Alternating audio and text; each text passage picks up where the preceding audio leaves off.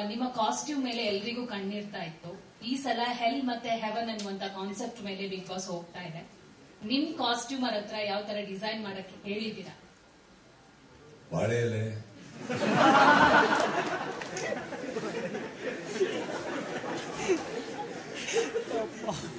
ನಾವು ಓಕೆ ನೋಡ್ತೀವಿ.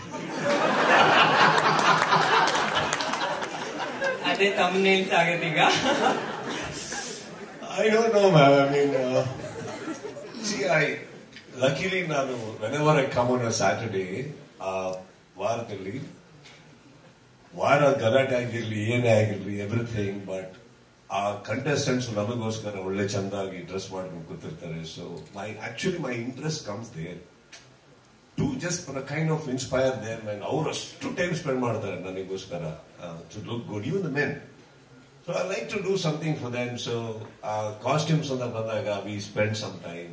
ಏನ್ ಇವತ್ತಿಗೆ ಟ್ರೆಂಡ್ ಆಗುತ್ತೆ, ನಾವ್ ಏನ್ ವಸ್ತು ಮಾಡಬಹುದು. ಆಕ್ಚುಲಿ ಲಾಸ್ಟ್ ಸೀಸನ್ ಎಲ್ಲ ತಗೊಳಕ್ ಹೋದಾಗ ದ ವೆರಿ ಔಟ್ಫಿಟ್ಸ್ ನಾನು ಏನ್ ಹಾಕ್ತಾ ಇದ್ದೆ, ಮೆಷರ್ಮೆಂಟ್ಸ್ ಎಲ್ಲ it was not in the market.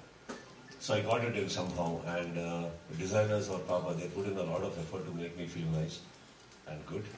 And ಈ ಸತಿ ಏನೋ ಹಾಕಿದ್ದಾರೆ, ಐ ಕ್ವೈಟ್ ಎಕ್ಸೈಟೆಡ್. ಅವ್ರು ಹಾಕಿರೋ ಮೆಷರ್ಮೆಂಟ್ಸ್ ಅದೆಲ್ಲ they have done. And frankly speaking, we men have very minimal options.